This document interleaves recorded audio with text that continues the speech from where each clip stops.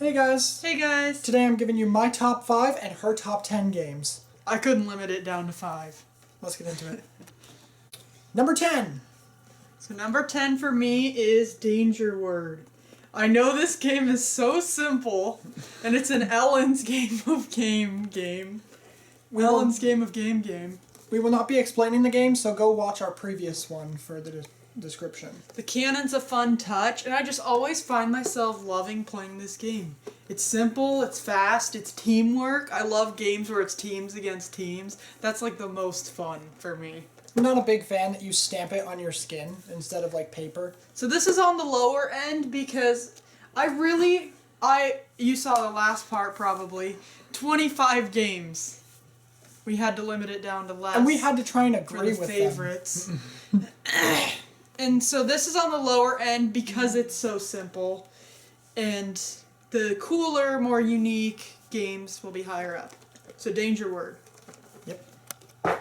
Sorry guys, one last tidbit. I love giving clues in Danger Word. Oh, can I say one thing that's not the best? Sure. One thing that's tough about Danger Word is knowing if you have more of an advantage going first or second. Because sometimes it's so easy you can get your partner to guess it in one, sometimes two. But overall, great game. Number 9. Number 9.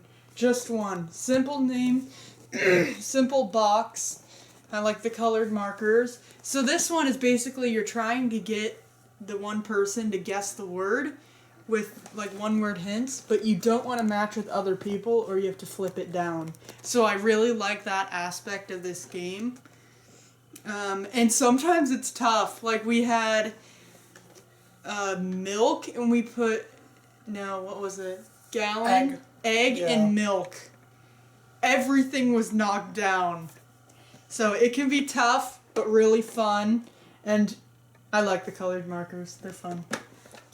I would say the game's pretty fun. It's simple. It's like a good gateway game to like co-op games.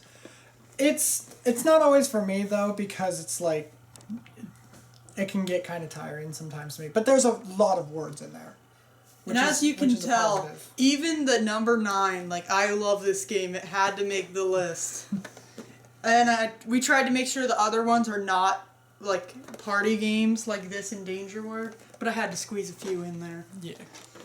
Number 8, One Night Werewolf. Now this one is really fun. I love all the different roles. The Tanner is so funny. I saw a Smosh Games episode. I'm gonna make this quick, but I saw a Smosh Games episode where everyone was the Tanner.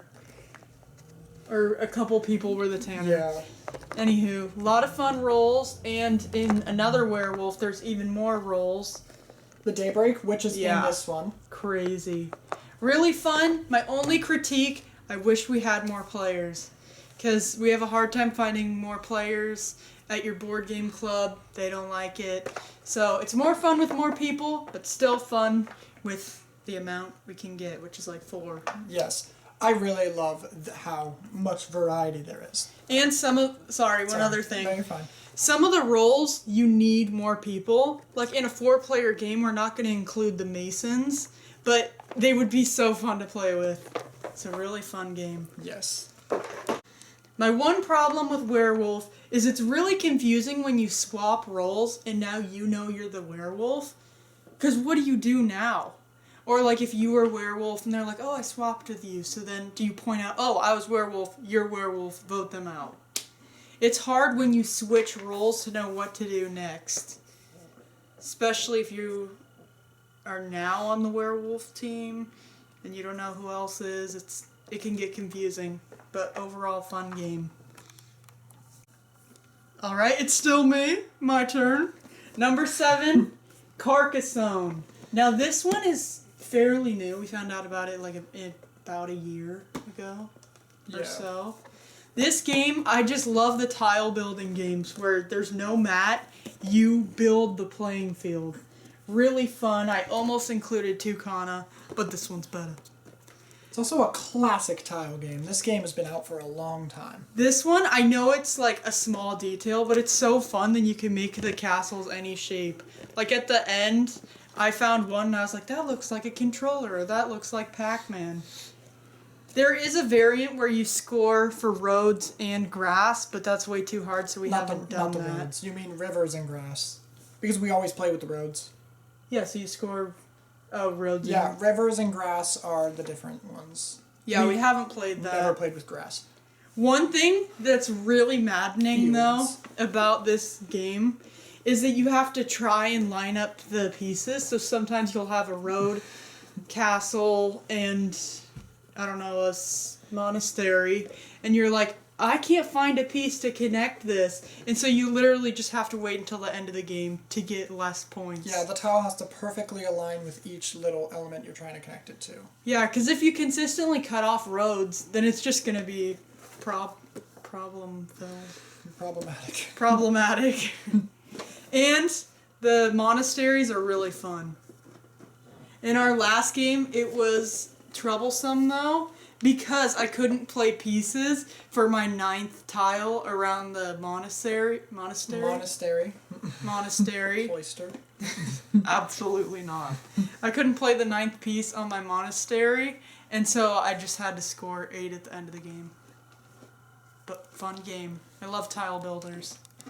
Alright, now this next one has been my favorite game since childhood. Clue. We got an updated box because the last one was like really long and falling apart and missing pieces. So we got the updated box, but it's still pretty much the same game. Yes. We always play added cards to make sure that you can have like actions as well that can happen. So annoying thing about Clue is my brother taught me this variant. We've never played this way, but it's probably how you're supposed to play. You have to place the weapon in the room with the person, and if you're the person they're accusing, you move to that room. Yes. So you could purposely be like, oh, it's Mr. Plum in the library, because you were about to get there. Isn't that his name? Professor Plum. Yeah. They did this in the original one we had, too.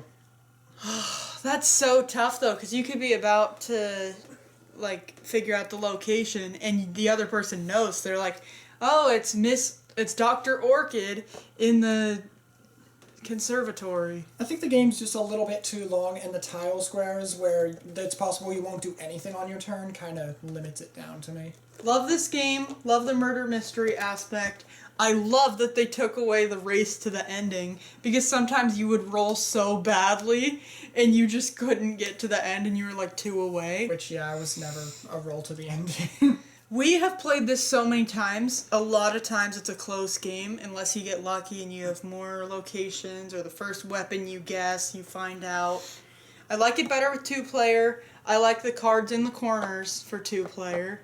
And really fun game. Love murder mysteries. So she likes 2-player and team variants. Now it's finally time for me to shine. Number 5 is The Number. This game literally feels like nothing else I have played before. The concept is so simple, and it feels kind of weird when you're first playing it, kind of. Like, people will be like, wait, what? What's happening? The point scoring is very balanced. The game can be in such a variety where you all write different numbers, and you'll usually have different strategies based on what you have, crossing off the numbers, and you get just the point system is so good because it balances and makes it fair for usually everyone. Like trying to get from the most points at the end of that instead of like some people will balance or battle at the end to try and get the most points and double it, where others might try to want to get the smaller ones and not save up for that big battle at the end because it says like double points and a +8. Yes, you want to try and save your highest number because you score by the first number digit. So if it's like 900, you'd score 9. So you're trying to save your highest till the end, but the nice part is you can see what numbers other people have played. So you can be like, oh, John played a 7, so I'm going to play my 7. Yes, that is a very good... I love that you could see what they've played to help you. Just so much, a small box, compact. It's quick enough, I guess. We mentioned this in another video, but it's really cool that if you don't have enough players, because you need 3. Yeah. It's really cool that you can use AI. Yeah, because, I mean, if it's not going to be fair for the AI, you'll usually just, like, regenerate it. But yeah, really solid game, quick, kind of easy to learn. I love it. Do you want to elaborate quickly on how you use AI with 3 players? How you'd use AI is you'd, like, put the numbers that you can do, like 0... A number generator. Yeah, like 100 to 999, and then you base it off of what they can play. And just, we could explain that in a whole other Yep, video. and if they've already played 5, then you just regenerate until it applies. It's a really cool variant when you don't have enough players. Yeah, we made it up. This game feels so unique to me. This game seems so simple, but the more you play it, you're going to have more strategy, and so that's pretty cool. But it does... I know it's all strategy, and you can't play certain ones you've already played, but sometimes it does feel like luck. Like you don't know how to predict what the other people are going to do, and so you're just like, I hope this works. It also feels like a different game no matter what player count. 3 feels pretty easy, 4 feels kind of balanced, and 5 feels like too much. And it's quick. Yes. Yeah. Solid. The number.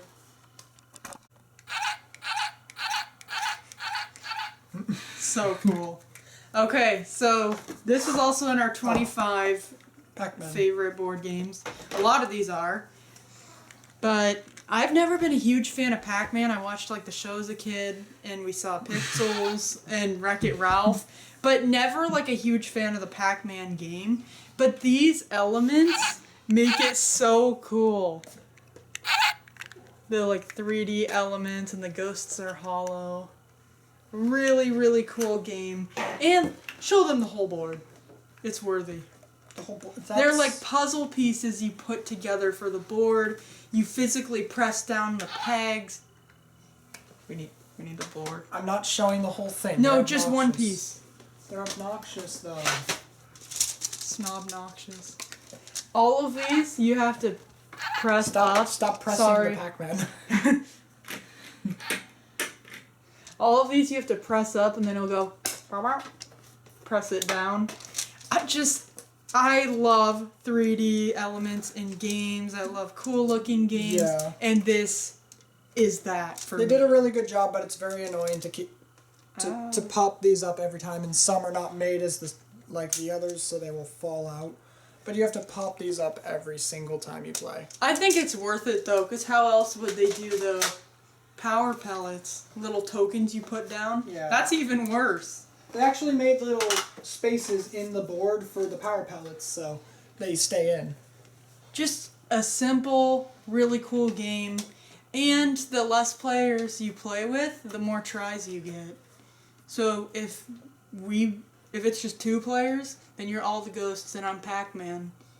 And don't I get 3 tries? That's the arcade mode. In the original, everyone Oh. gets to be Pac-Man once.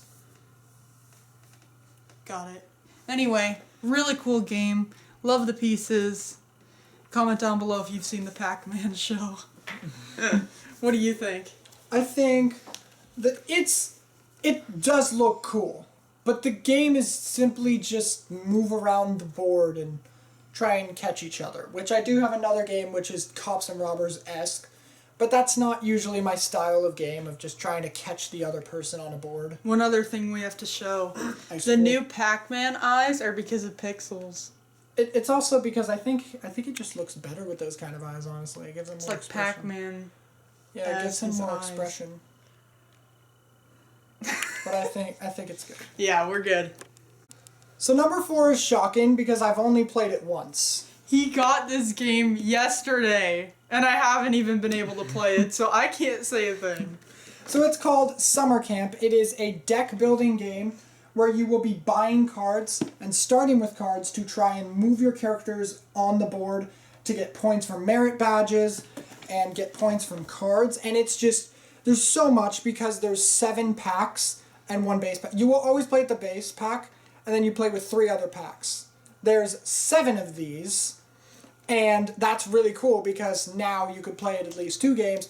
But there's so much mixing and matching that you can do. The So much 7, variety. each 7 the 7 packs are all different. They make the game different. One thing I'm not saying about the game, but just the fact that he got this yesterday and it's in his favorites list. Sometimes you play a game or you watch a how to play on a game and you're like, this is going to be my new favorite. And it leaves that big of an impact.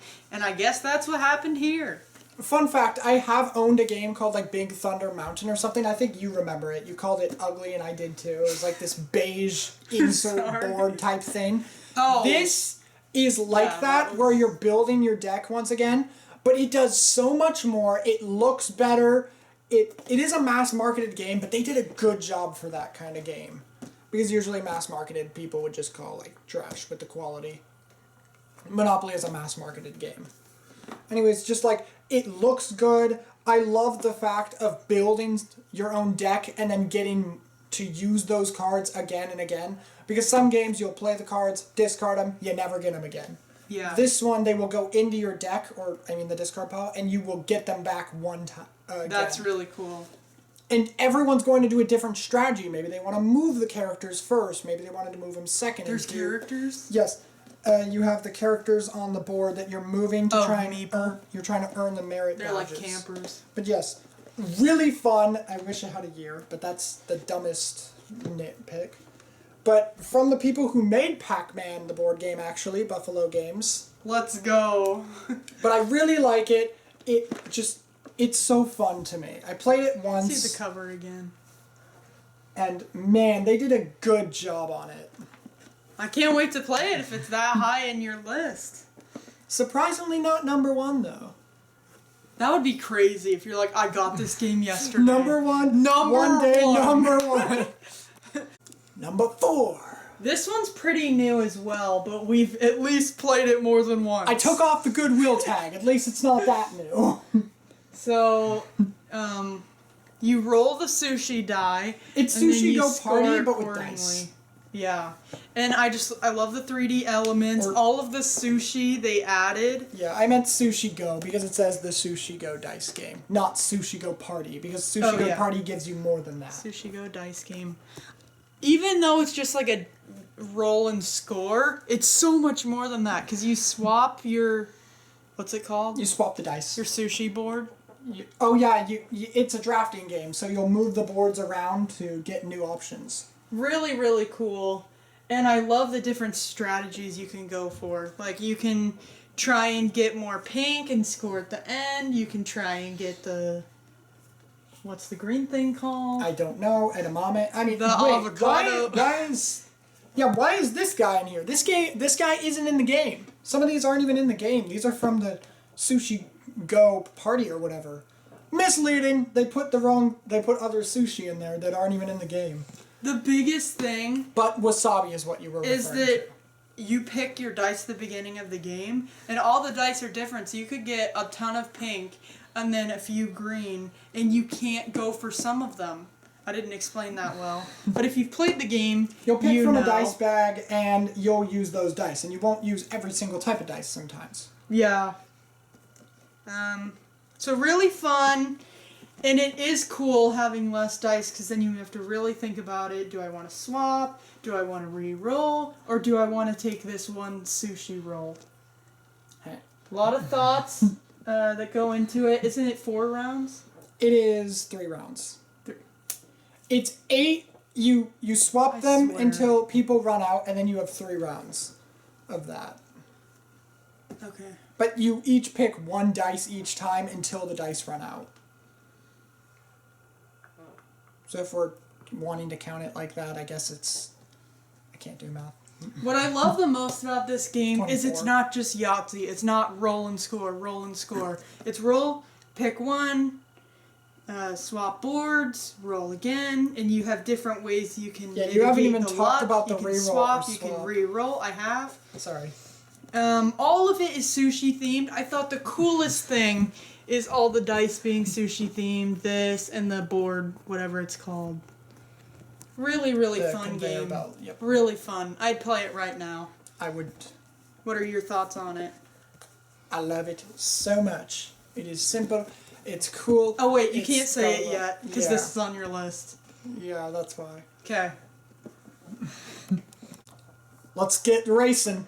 Number 3 is Camel Up. Now this game, I will point out such cool components. I know if this is in your list, you're going to say that, but it has such cool components. My main draw of why I love this game is the fact that when you're rolling the dice in the original, you roll them and you use all of them. But in this one, you don't use all the dice. So it's a mystery of which ones are going to move and which ones are not. Because you're betting on camels trying to guess which is winning in each leg of the race and which is going to win in all. And like playing the card to the winner or loser is a risk because it could change any second. This is on my list as well, so I can't say too much, but one thing I want to say is they purposely make it where any camel could be in the lead. Unless it's like our last game where red is dead last the whole game. Terrible. But most of the time they're pretty close together, and it's like, oh, if yellow scores 2, then they could win. If green hops on black, and you know, there's so many different ways different characters can go. And so it's hard to set in stone, oh, this is first, or grab score tokens. That's why I'm glad that it's so forgiving if you're wrong. It's like, -1. Yeah, you only lose 1 point. Because how are you supposed to predict? Obviously, we got to point it out, the elephant in the room, the tree that pops out from the board. Which, like a flip book. Yes, we will show it, because it's that special. If you unfold the board, you will see a tree pops out. So freaking cool. For people who have known this game, it had an older version, which everything was like cardboard and kind of cheaper, where this one is like high quality. Really cool 3D elements. The pyramid roller is one of my favorite mechanics in a game, where you like shake it, so cool. And then a die comes out. It's like the Yahtzee cup, just a 3D element to the game. A big thing that kind of detracts from it is the characters are kind of ugly, some of them. Or most of the characters are ugly. Show them that guy's face. I'd play this character because trust me, there are ugly guys. The uglies are on the back. They tried to make them so realistic that they're creepily ugly. This is what we call the uncanny valley. The closer they are to a human, the scarier, more ugly it could possibly be. Yeah. But yes. Immersive 3D pop-up palm trees. Yes. Really solid game. Love all that the luck is like a risk to do it. It's kind of a push your luck, I guess. Just for fun, we should say how many of our favorites are from Goodwill. Yes, I was thinking that too. So this is a Goodwill find. So we'll summarize that at the very end if you stick around. Number 3, MLEM. You have to say it like that when you see it, by the way. It's not MLEM, it's MLEM. Anywho, these are space riding... Space cats. Sorry, space cats. We're keeping this take. They're so cute. So once again, a beautiful game, and that's why it's so high up here. Just beautifully made. The mat is like a mouse pad. It doesn't fold up, it rolls up. Really, really cool game. And it's cool. Is this on your list? No. Okay, so you can say what it's you think. it's a push your luck-esque game, but it's like semi-cooperative, so it's really fun to like work with people. And we're like, oh, should we stay or should we get off at this planet? Yes. Like you said, push your luck. But the nice thing is you kind of know. So you could have 1 dice and you're like, what are the chances I'm going to roll a 2? Rolls a 2. I'm off. And all the cats have different abilities. So if you use a certain cat, like the parachute, you can get off anywhere and you're safe. Yes, there's 2 things. Oh, no, sorry. The parachute is just keep on going crashes, because when you crash, you land. Yeah. The thing that can detract me from this game is the obviously pointed out 2 cats that are just screw over the other person or the other people. Not these ones. The one where tokens. it's one where you take a die and one where is there another one? One where you take a die and the other one where you I think it's just one where you take a die. No, there's 2. One where you take a die and one where you are the 1. And when you're off, they don't have the 1. No, I think it's just one where you take the die. Okay. For like trying to stop the others. Yep, we'll go with that. We'll go with that. Anyways, the really, really cool part is that strategy of, oh, do I think that Caleb's going to make it to the comet? Should I play my ×2 comet? Like, there's different ones. If you land on the moon, ×2, planet 2. And so you have to strategize that way. And there's the, I don't remember the specifics, but it's like 2 on the moon, you get that. 4 on different planets. Can you explain those? I'm happy that there's also on the die something that will usually work with a lot of them. So if you roll that, you just go immediately. Oh, yeah. If you roll the dice, you will lose those unless you use a specific symbol. So it's risky now because you could go down to 1 die. It is nice, though, that you can work together. It's not just like, what am I going to do? The team can be like, oh, do you want to do this or this? Because you're driving the whole team. You're the pilot. So Yes. what are those specifically? 4 moons? There's 4 moon, 4... There's a bonus if you get 4 cats moons. on 4 different moons, 3 cats on the same planet, 4 cats on different planets, and 2 cats on the comet. That is tough to get because the comet is all the way up there. Yes. Anyway, great game. Really cool art. Love the color because it has pink. And we have the BLEP expansion. We haven't done too much with that, but that can be really fun too. I don't want to play the expansion, but I mean, I always could, but I just usually don't go for expansions for these good games. And our friend who runs a board game company, he gave us the expansion for free, so thank you. Shout out to them. Number 2 is a crossover. We're trying to do this like Dice Tower where we make our own list and say if it's a crossover, if we have the same. Sushi Roll, number 2. This game, once again, you've pointed out a lot of things that I agree with. And I put Sushi Roll as number 4. Yes. This game, my big negative that kind of detracts it is all the points look the same with just a different number, which is kind of annoying because I need to pull those out into different values. The point tokens. Yeah. I love the so light. I love the balance, the strategy of like you will run out of tokens eventually. So taking those menus or chopsticks is always good because even though it won't score you points, it will at the end of the game, 1 point per pair of 2.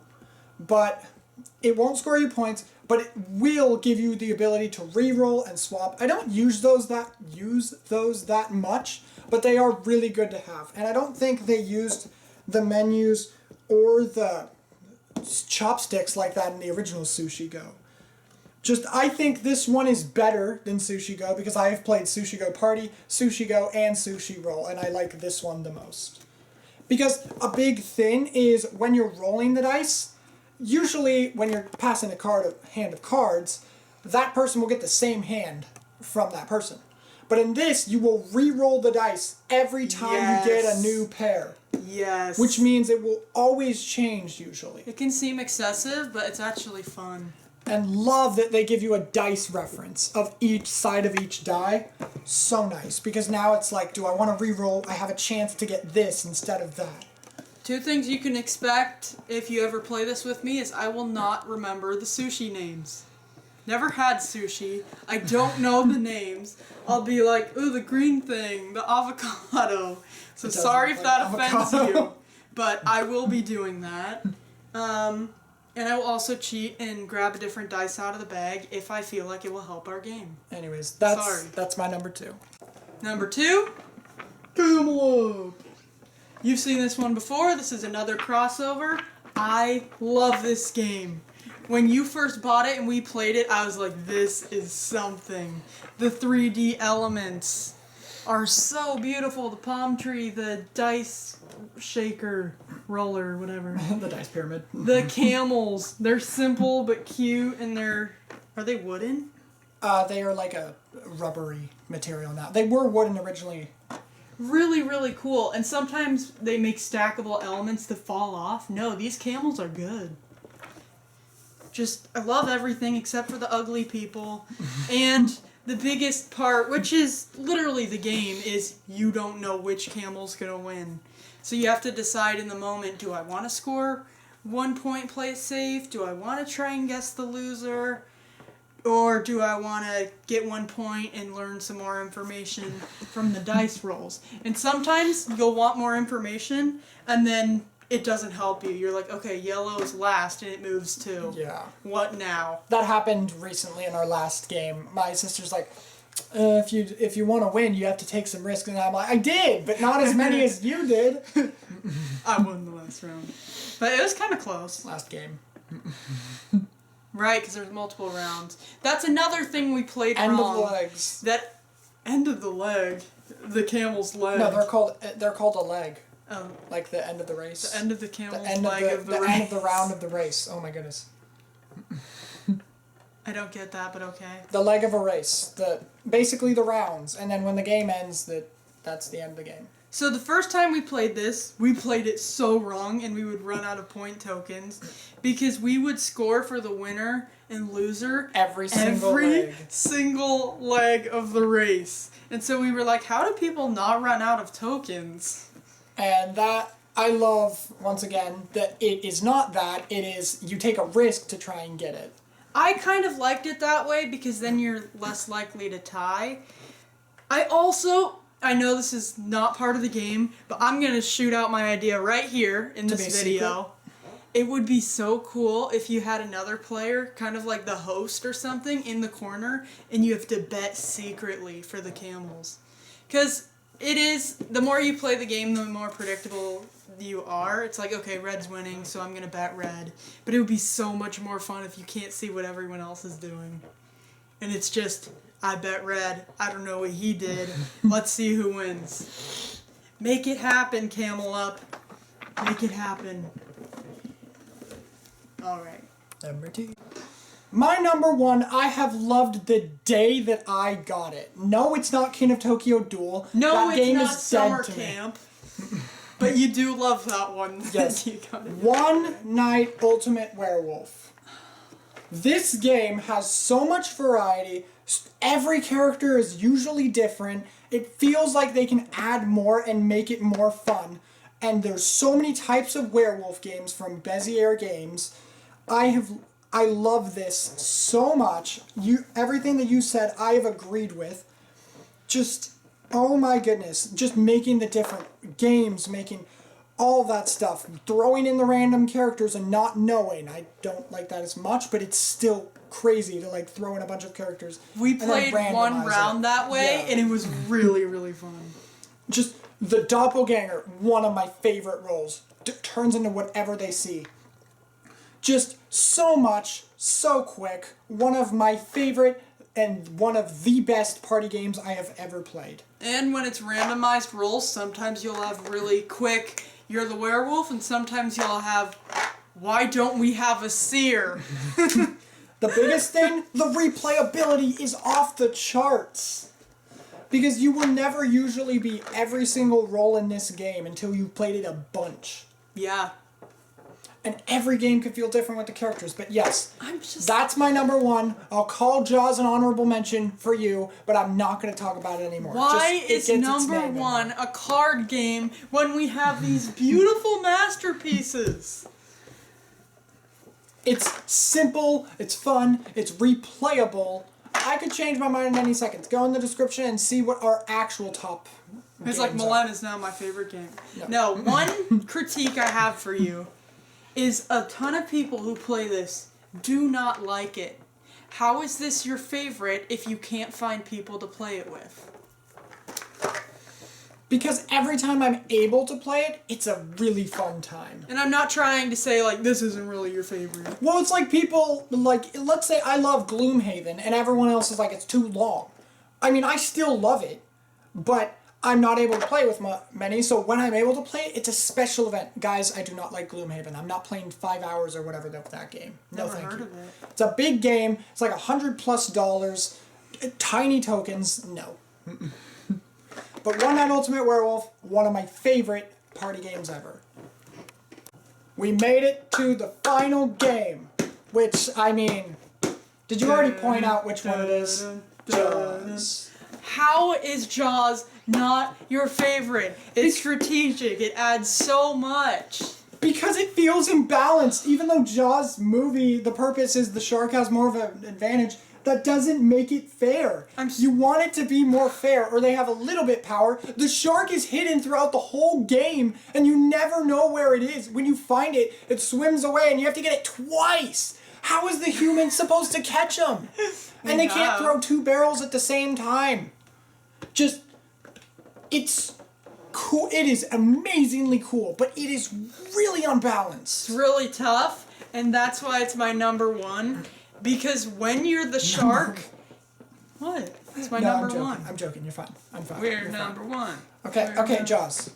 That's why it's my number 1. Because I was the shark, I did both. Broke the boat and killed everyone. Hell yeah. Best game. Best game. The coolest part is I've never, ever seen you play a game like this. It's literally themed to Jaws. So in the first one, you go around the island, try and catch the shark, and the shark is trying to eat the most people. That part can be unbalanced because if you're really good like me and you eat all... I'm sorry, I'm being a savage. You're being a narcissist. No, I'm being a savage. Sorry, guys. If you're really good at being the shark, it will unbalance the final round. Because the more people you eat, the less cards the more cards that I get, the less cards you get in the second round. So it's really cool that if you need, you can split it and do only round 1, only round 2. I have not seen the Jaws movie. My brother has, but that's not why I like it. It's just the freaking cool gameplay. Like the second stage? The second act, yeah. The second act is my favorite because you have to go around and try and break their boat and they have to try and shoot at you. If they didn't have the second act, this would not be my favorite, just being plain and honest. But that makes it for me. They're trying to aim around and shoot the shark, and even if they shoot you, you can like move over something. One other thing kind of bad about this game, the instructions were really hard to understand. We had to watch it a few times, you reread it, and we finally figured it out. We think it's kind of like Squid Game in that sense, that you have to reread instructions. If you like light games, this is not for you. This is strategic, this is a long game, this is imbalanced. One thing that's cool, I know you say you don't like going against one other player, and I've said that too, but in this one, the shark is so fun to play, I think it's fair. Because you're working together, you're working together to try and get the shark, and the shark is having so much fun, they don't care. I know, but this is for like a strategic audience. If I tried to throw this in, everybody knows how to play, they're going to be like, we played Jaws at the board game club. I know. And it took absolutely forever. This is hour-long game. This game also gets me just enraged if I can't get even a chance. Like, if I don't even have a chance against the shark, we're just like, can we... Literally, I played this with my family and her boyfriend, or my sister and her boyfriend. Yeah. They literally, legitimately said, after the first act was almost over, can we stop playing? Wow. Because they didn't get to Act 2. No. They said, we don't care if... Because they were like saying, we know there's an Act 2, but we really want to stop. Because we think it's going to be similar. Long game. But if you make it to Act 2, and you've played it enough times to know how good it feels winning as the humans or the shark, number 1. I do not agree with this being ages 12 and up. Number 1. No, I'm not an age guy, but I do not agree with this as ages 12 and up. This feels like a way higher age limit. It says it right there. And also, even if you are bragging and love the game so much, can we just admit this box art is kind of like, the side box art is just kind of sad because they're just trying to fit like the normal box. Bring out your number 1. My number 1? We'll critique it. No, that's not what I'm saying. I'm saying that I wish that they had better design on each side of the box to display it, because I could either go all white, all blue, white and blue, white and blue. And like basing it after the poster, it would have been cooler if they didn't paste it on there like art, and maybe like made it in the design of a different type of thing. Not just like pasting the poster on the board game. Because I would have loved if it like showed the gameplay. It would have looked so much nicer to me. But yes, this screamed Jaws because of the poster art. But it's kind of lazy, honestly. I don't think they really hired an artist. I think they just like tried to screen print the poster. This is so mean. You're number one. I'm like, yeah, great game, but and you're like, it's lazy, it's horrible. No. This is my number one, and you're bashing it live. Okay, you bashed mine. What was bad about One Night Ultimate Werewolf? Tell me now. I already said it. Okay. Anyways, I'm not trying to bash them. The box art, it looks good. You said you never liked the Ravensburger logo in the corner. Yeah, it's like the most basic font. But the thing is, like, displaying it, I mean, if I displayed it like this, that'd look really cool. But displaying it by the sides, I don't know. But yes, forget the poster art. He's looks like, no, good. this is my favorite game to display from the side. Forget the poster art. It all looks good. So there's my final thing. It all looks good. Just wish it was easier to display. And wish it was way more balanced. Even though what they were going for was the shark has more power. You have to admit, though, this is a game like nothing you've seen before. It's like Fast and Furious. It's based on the movie, and it's so unique. I mean... So unique. Yes, especially the second act. Yes, but there's a lot of games where you could, like, destroy things, move things, and stuff. Which act do you like better, 1 or 2? I honestly don't know. Act 2 is more of a battle, and Act 1, I love trying to find the shark. That's pretty fun to me. Like, I don't. If I work with other people and try to, like, trace the path... If I'm playing this 1v1, absolutely not. I am not playing this 1v1. I suck at strategy by myself. Act 1 is like hide and go seek. The hiders are like, haha, you can't find me. And the seekers are like, it's been 10 years. Where are they? Now my question is, came I like two Act games, 2 better. and you liked the other half And I like better. being the shark better. Anyways, that was Jaws. One shark, number 1. So out of the 15 that we came up with, 10 from her, 5 from me, we have Carcassonne, which was a Goodwill game. We have Clue, which was a Goodwill game. We have Summer Camp. We have Sushi Roll. I don't know which order it was. I think it was you, then me.